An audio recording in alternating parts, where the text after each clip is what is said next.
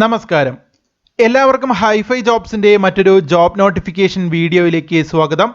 ഈ ഒരു വീഡിയോയിൽ നമ്മൾ പരിശോധിക്കാൻ പോകുന്നത് life insurance corporation of India അഥവാ LICയിൽ നിലവിലുള്ള ഒഴിവുകളെക്കുറിച്ചാണ്. 300ഓളം ഒഴിവുകളാണ് LICയിൽ നിലവിൽ റിപ്പോർട്ട് ചെയ്തിരിക്കുന്നത്. ഫ്രഷേഴ്സിന് അപേക്ഷിക്കാൻ കഴിയുന്ന വളരെ മികച്ച അവസരങ്ങൾ തന്നെയാണ്. തുടക്ക ശമ്പളം തന്നെ 50,000-ന് മുകളിൽ നേടാനുള്ള അവസരമുണ്ടായിരിക്കും.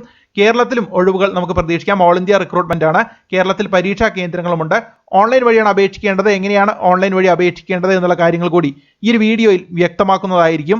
ഈ ഒരു ചാനലിൽ നിങ്ങൾ ആദ്യമായാണ് വരുന്നെങ്കിൽ ഈ ഒരു ചാനൽ സബ്സ്ക്രൈബ് ചെയ്യുക. തൊട്ടടുത്തുള്ള ബെല്ലൈക്കൺ കൂടി ഇനേബിൾ ചെയ്ത് വെക്കുക.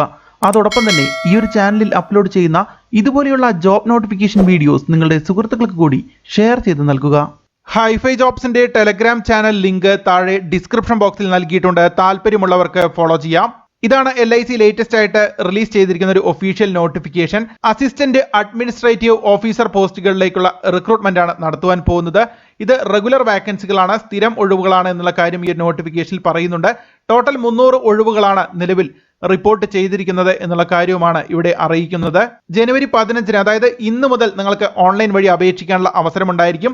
ജനുവരി 31 അപേക്ഷിക്കാനുള്ള അവസാന തീയതിയായിട്ട് വരുന്നത്. 3 ഫേസുകളിലൂടെ ആയിരിക്കും സെലക്ഷൻ ഉണ്ടായിരിക്കുക. ഒരു ഫസ്റ്റ് സ്റ്റേജ് എക്സാമിനേഷനും പിന്നീട് അതിൽ പാസ്സാവുന്ന ആളുകൾക്ക് ഒരു സെക്കൻഡ് സ്റ്റേജ് എക്സാമിനേഷനും തുടർന്നുള്ള ഇന്റർവ്യൂവിന്റെ അടിസ്ഥാനത്തിലായിരിക്കും സെലക്ഷൻ ഉണ്ടായിരിക്കുക എന്നുള്ള കാര്യം ഇവിടെ പറയുന്നുണ്ട്. നിലവിൽ പ്രിലിമിനറി എക്സാമിനേഷൻ ഫെബ്രുവരി 17, 20 തീയതികളിലേക്കാണ് ഷെഡ്യൂൾ ചെയ്തിരിക്കുന്നത്. നിങ്ങൾക്ക് ഹാൾ ടിക്കറ്റ് വരുമ്പോൾ മാത്രമേ കറക്റ്റായിട്ട് അറിയാൻ കഴിയുകയുള്ളൂ. നിലവിൽ ഈ തീയതികളിലാണ് ഷെഡ്യൂൾ ചെയ്തിരിക്കുന്നത് എന്നുള്ള കാര്യം ഇവിടെ പറയുന്നുണ്ട്. മെയിൻ എക്സാമിനേഷൻ മാർച്ച് 18-നൊക്കെയാണ് നിലവിൽ ഷെഡ്യൂൾ ചെയ്തിരിക്കുന്നത് എന്നുള്ള കാര്യവും ഈ ഒരു നോട്ടിഫിക്കേഷന്റെ തുടക്കത്തിൽ തന്നെ പറയുന്നുണ്ട്. ഏജ് ലിമിറ്റ് പരിശോധിക്കുകയാണെങ്കിൽ 21 വയസ്സ് മുതൽ 30 വയസ്സ് വരെയുള്ള ആളുകൾക്കാണ് അപേക്ഷിക്കാൻ അവസരം. SC, ST, OBC കാൻഡിഡേറ്റ്സിനൊക്കെ 5 വർഷത്തെയും 3 വർഷത്തെയും എല്ലാം ഗവൺമെന്റ് നോംസ് അനുസരിച്ചുള്ള ഏജ് റിലാക്സേഷൻ ലഭിക്കുമെന്നുള്ള കാര്യങ്ങളെല്ലാം ഇവിടെ പറയുന്നുണ്ട്. ഇനി ഈ പറയുന്ന അസിസ്റ്റന്റ് അഡ്മിനിസ്ട്രേറ്റീവ് ഓഫീസർ പോസ്റ്റുകളിലേക്ക് അപേക്ഷിക്കാൻ വേണ്ട വിദ്യാഭ്യാസ യോഗ്യത എന്താണെന്ന് നോക്കാം. ഏതെങ്കിലും വിഷയത്തിൽ നേടിയെടുത്ത ഡിഗ്രിയാണ് ആവശ്യപ്പെടുന്ന വിദ്യാഭ്യാസ യോഗ്യതയായിട്ട് ഇവിടെ പറയുന്നത്. ഏതെങ്കിലും വിഷയത്തിൽ ഡിഗ്രി പൂർത്തിയാക്കിയ 21 വയസ്സ് മുതൽ 30 വയസ്സ് വരെ പ്രായമുള്ള ആളുകൾക്ക് ഈ ഒരു അവസരം പരമാവധി പ്രയോജനപ്പെടുത്താവുന്നതാണ്. സ്ത്രീകൾക്കും പുരുഷന്മാർക്കും അപേക്ഷിക്കാനുള്ള അവസരമുണ്ടായിരിക്കും. അസിസ്റ്റന്റ് അഡ്മിനിസ്ട്രേറ്റീവ് ഓഫീസർ പോസ്റ്റുകൾക്ക് ലഭിക്കുന്ന സാലറി ഡീറ്റെയിൽസ് ഇവിടെ നൽകിയിട്ടുണ്ട്. ബേസിക് പേ തന്നെ ഏകദേശം 53,600 രൂപ വരെയായിരിക്കും എന്നുള്ള കാര്യം ഇവിടെ പറയുന്നുണ്ട്. 53,600 മുതൽ 1,02,090 വരെയുള്ള ഒരു പേ സ്കെയിൽ ആയിരിക്കും ലഭിക്കുക എന്നുള്ള കാര്യമാണ് ഇവിടെ അറിയിക്കുന്നത്. ഓൾ ഇന്ത്യ ബേസിസിലുള്ള റിക്രൂട്ട്മെന്റ് ആണ്. അതുകൊണ്ട് തന്നെ ഇന്ത്യയിൽ എവിടെയും വർക്ക് ചെയ്യാനുള്ള സന്നദ്ധത ഉണ്ടായിരിക്കണം എന്നുള്ള കാര്യം ഇവിടെ പ്രത്യേകം അറിയിക്കുന്നുണ്ട്. ഇനി അപേക്ഷാ ഫീസിന്റെ കാര്യങ്ങൾ പരിശോധിക്കുകയാണെങ്കിൽ SC, ST, PWBD കാൻഡിഡേറ്റ്സിന് 85+ transaction charges ആയിട്ടാണ് എക്സാമിനേഷൻ ഫീസ് വരിക. എന്നാൽ മറ്റെല്ലാ കാൻഡിഡേറ്റ്സിനും 700 രൂപ വരെയായിരിക്കും അപേക്ഷാ ഫീസ് ഉണ്ടായിരിക്കുക. അപ്പോൾ അത്തരത്തിലുള്ള ഒരു അപേക്ഷാ ഫീസ് ആയിരിക്കും നിങ്ങൾക്ക് ഓൺലൈൻ വഴി അടയ്ക്കേണ്ടി വരിക എന്നുള്ള കാര്യമാണ് ഇവിടെ പറയുന്നത്. നേരത്തെ പറഞ്ഞിരുന്നു, പ്രിലിമിനറി എക്സാമിനേഷന്റെയും ഒരു ഫേസ് 2 എക്സാമിനേഷന്റെയും മെയിൻ എക്സാമിനേഷന്റെയും ഇന്റർവ്യൂവിന്റെയും എല്ലാം അടിസ്ഥാനത്തിലായിരിക്കും സെലക്ഷൻ എന്നുള്ള കാര്യം തുടക്കത്തിൽ സൂചിപ്പിച്ചിരുന്നു. അതിൽ പ്രിലിമിനറി എക്സാമിനേഷന് റീസണിംഗ് എബിലിറ്റി, ക്വാണ്ടിറ്റേറ്റീവ് എബിലിറ്റി, അതുപോലെ തന്നെ ഇംഗ്ലീഷ് ലാംഗ്വേജ് എന്നിവയിൽ നിന്നുമുള്ള ക്വസ്റ്റ്യൻസ് ആയിരിക്കും ഉണ്ടായിരിക്കുക എന്നുള്ള കാര്യം ഇവിടെ പറയുന്നുണ്ട്. അത്തരത്തിൽ 70 മാർക്കിന്റെ 1 മണിക്കൂർ നീണ്ടു നിൽക്കുന്ന ഒരു എക്സാമിനേഷൻ ആയിരിക്കും പ്രിലിമിനറി എക്സാമിനേഷൻ ആയിട്ട് ഉണ്ടായിരിക്കുക. പിന്നീട് മെയിൻ എക്സാമിനേഷന് reasoning ability, general knowledge, data analysis, insurance and financial market awareness, English language, letter writing and essay എന്നിങ്ങനെയുള്ള കാറ്റഗറിയിൽ നിന്നുള്ള ക്വസ്റ്റ്യൻസ് ആയിരിക്കും ഉണ്ടായിരിക്കുക. 2 മണിക്കൂറായിരിക്കും മെയിൻ എക്സാമിനേഷന്റെ ദൈർഘ്യം ഉണ്ടായിരിക്കുക. 300 മാർക്കിന്റെ എക്സാമിനേഷൻ ആയിരിക്കും എന്നുള്ള കാര്യവുമാണ് ഇവിടെ അറിയിക്കുന്നത്. തുടർന്ന് ഇതിലും ഷോർട്ട് ലിസ്റ്റ് ആവുന്ന ആളുകൾക്ക് ഒരു ഫൈനൽ ഇന്റർവ്യൂ ഉണ്ടായിരിക്കും. അതിന്റെ അടിസ്ഥാനത്തിലായിരിക്കും സെലക്ഷൻ ഉണ്ടായിരിക്കുക എന്നുള്ള കാര്യങ്ങളാണ് ഈ ഒരു നോട്ടിഫിക്കേഷനിൽ അറിയിക്കുന്നത്. ഇനി ഓൺലൈൻ വഴി അപേക്ഷിക്കുന്ന സമയത്ത് ഇനി പറയുവാൻ പോകുന്ന ഡോക്യുമെന്റ്സ് നിങ്ങൾ അപ്ലോഡ് ചെയ്യണം. നിങ്ങളുടെ ലേറ്റസ്റ്റ് ആയിട്ടുള്ള പാസ്പോർട്ട് സൈസ് ഫോട്ടോഗ്രാഫിന്റെ സ്കാൻ ചെയ്ത കോപ്പി, നിങ്ങളുടെ സിഗ്നേച്ചറിന്റെ സ്കാൻ ചെയ്ത കോപ്പി. സിഗ്നേച്ചർ പ്രത്യേകം ശ്രദ്ധിക്കുക, ബ്ലാക്ക് ഇങ്ക് ഉപയോഗിച്ചുകൊണ്ടാണ് സിഗ്നേച്ചർ ഇടേണ്ടത്. അതുപോലെ തന്നെ നിങ്ങളുടെ ലെഫ്റ്റ് തമ്പ് ഇംപ്രഷൻ, ഇടത് തള്ളവിരലിന്റെ അടയാളം വൈറ്റ് പേപ്പറിൽ ബ്ലാക്കോ അല്ലെങ്കിൽ ബ്ലൂവോ ഇങ്ക് ഉപയോഗിച്ചുകൊണ്ട് എടുത്ത് നിങ്ങളുടെ ഒരു വിരലടയാളം നിങ്ങൾ സ്കാൻ ചെയ്ത് അപ്ലോഡ് ചെയ്യണം. അതുപോലെ തന്നെ ഒരു ഹാൻഡ് റിട്ടൺ ഡിക്ലറേഷൻ കൂടിയുണ്ട്. അത് വൈറ്റ് പേപ്പറിൽ ബ്ലാക്ക് ഇങ്ക് പെൻ ഉപയോഗിച്ചുകൊണ്ടുള്ള ഡിക്ലറേഷൻ ആയിരിക്കണം എന്നുള്ള കാര്യം ഇവിടെ പറയുന്നത്. നിങ്ങളുടെ കയ്യക്ഷരത്തിൽ തന്നെ എഴുതേണ്ട ഒരു ഡിക്ലറേഷൻ ആണ്. അതിന്റെ ടെക്സ്റ്റും ഇവിടെ നൽകിയിട്ടുണ്ട്. അതായത് നിങ്ങൾ ഇത്തരത്തിൽ ഈ ഒരു നോട്ടിഫിക്കേഷൻ നൽകിയിരിക്കുന്നത്, ഈ ഒരു നോട്ടിഫിക്കേഷന്റെ 8ാമത്തെ പേജിലാണ് നൽകിയിരിക്കുന്നത്.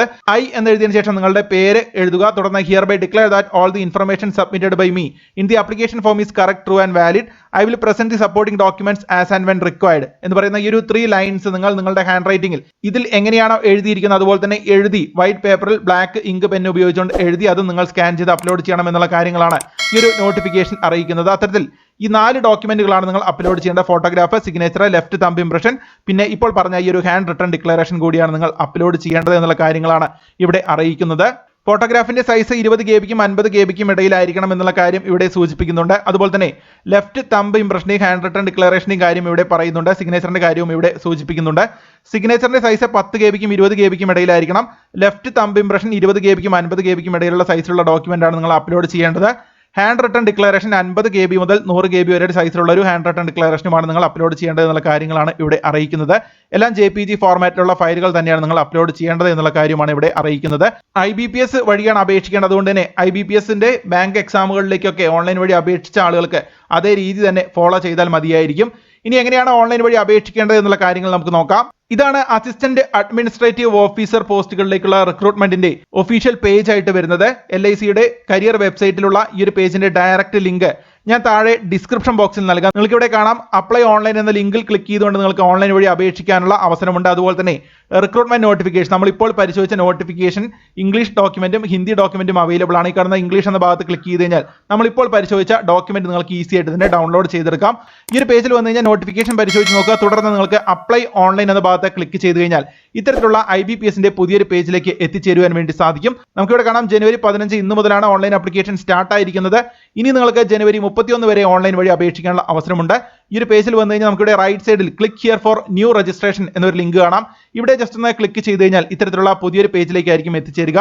ആദ്യത്തെ പേജിൽ നിങ്ങളുടെ ബേസിക് ഇൻഫോ ആണ് നൽകേണ്ടത്. എല്ലാ ഡീറ്റെയിൽസും കറക്റ്റായി നൽകി ഈ പേജിന്റെ അവസാനത്തുള്ള സേവ് ആൻഡ് നെക്സ്റ്റ് എന്ന ഭാഗത്ത് ക്ലിക്ക് ചെയ്ത് കഴിഞ്ഞാൽ നിങ്ങൾക്ക് അടുത്ത സെക്ഷനുകളിലേക്ക് പോവാം. പിന്നീട് ഫോട്ടോ ആൻഡ് സിഗ്നേച്ചർ അപ്ലോഡ് ചെയ്യാനുള്ള സെക്ഷനിലേക്കാകും പോവുക.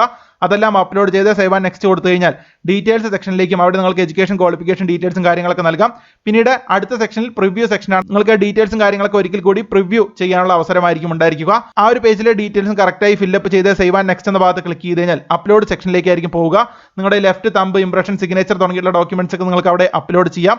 ആ ഡോക്യുമെന്റ്സും അപ്ലോഡ് ചെയ്തതിന് ശേഷം സേവ് ആൻഡ് നെക്സ്റ്റ് കൊടുത്തു കഴിഞ്ഞാൽ നിങ്ങൾ അവസാന പേജായ പേയ്മെന്റ് പേജിലേക്ക് പോകും. അവിടെ നിങ്ങൾക്ക് നിങ്ങളുടെ ഡെബിറ്റ് കാർഡോ ക്രെഡിറ്റ് കാർഡോ അല്ലെങ്കിൽ ഇന്റർനെറ്റ് ബാങ്കിംഗ് ഒക്കെ ഉപയോഗിച്ചുകൊണ്ട് ഓൺലൈൻ വഴി ഫീസ് അടയ്ക്കാനുള്ള അവസരം ഉണ്ടായിരിക്കും. അത്തരത്തിൽ അപേക്ഷാ ഫീസ് കൂടി അടച്ചതിന് ശേഷം ഫൈനൽ സബ്മിറ്റ് ചെയ്ത് കഴിഞ്ഞാൽ നിങ്ങൾക്ക് LICയുടെ അസിസ്റ്റന്റ് അഡ്മിനിസ്ട്രേറ്റീവ് ഓഫീസർ പോസ്റ്റുകളിലേക്കുള്ള റിക്രൂട്ട്മെന്റിലേക്ക് അപേക്ഷിക്കാൻ സാധിക്കും.